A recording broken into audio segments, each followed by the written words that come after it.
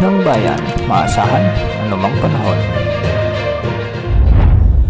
Magandang araw po sa ating lahat. Narito na ang pinakahuling update sa binabantayan nating mga bagyo sa loob ng ating area of responsibility at sa potential na low pressure area na nasa silangan naman ng central o southern Luzon. Unahin natin si Bagyong Emong na huling namataan at isa ng ganap na bagyo. Ito yung low pressure area na nasa hilagang bahagi ng extreme northern Luzon at huli itong namataan sa layong 115 kilometers hilagang kanluran ng Lawag City, Ilocos Norte. Sa ngayon, taglay nito ang lakas ng hangin na umaabot sa 45 kilometers per hour malapit sa gitna at pagbugsong umaabot sa 55 kilometers per hour.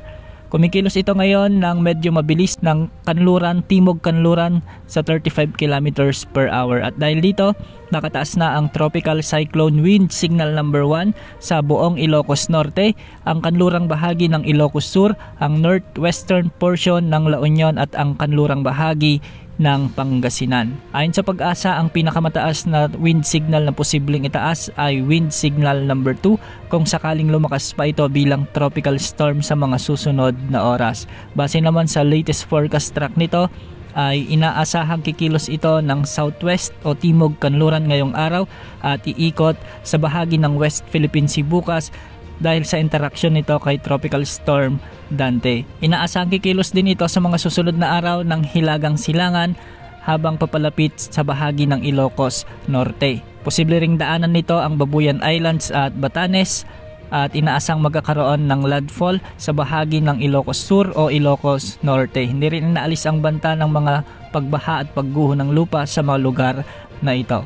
Ayon sa Pag-asa, hindi rin inaalis ang posibilidad na umabot ito sa severe tropical storm bago ito maglandfall sa Ilocos region. Kaya sa mga lugar sa Ilocos region, particular ang Ilocos Sur, La Union at Pangasinan ay pinag-iingat na natin sa banta ng mga malalakas na pag-ulan at pagbugso ng hangin lalo na sa susunod na mga oras. Samantala, isa pang bagyo ang ating minomonitor at ito si Bagyong Dante na lumakas na bilang tropical storm category. Huli itong namataan sa layong 900 km silangan ng extreme northern Luzon. Taglay na nito ngayon ang lakas ng hangin na umaabot sa 65 km per hour malapit sa gitna at pagbugsong umaabot sa 80 km per hour. Sa kasalukuyan kumikilos din ito ng north-northwest o hilagang kanluran sa bilis na 15 kilometers per hour. Sa ngayon, wala naman itong nakikitang direktang epekto sa anumang bahagi ng ating bansa kahit ang diameter nito ay umaabot sa 350 kilometers. Inaasahang magdadala lamang ito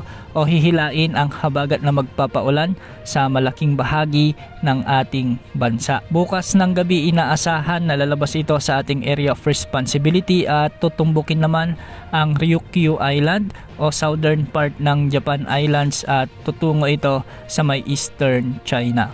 Ngayong araw nga inaasahan ang mga naglalakasang mga pag-ulan sa malaking bahagi ng bansa lalo na sa Luzon at ilang bahagi ng Visayas. Pinag-iingat natin ang ating mga kababayan sa Ilocos Region, Cordillera Administrative Region kasama na ang mainland Cagayan, ang buong Central Luzon, ang buong Metro Manila, Calabarzon, Mimaropa, ang malaking bahagi ng Bicol Region at ang ilang bahagi ng Panay Island o Western Visayas dahil posible ang banta ng mga pagbaha at pagguho ng lupa.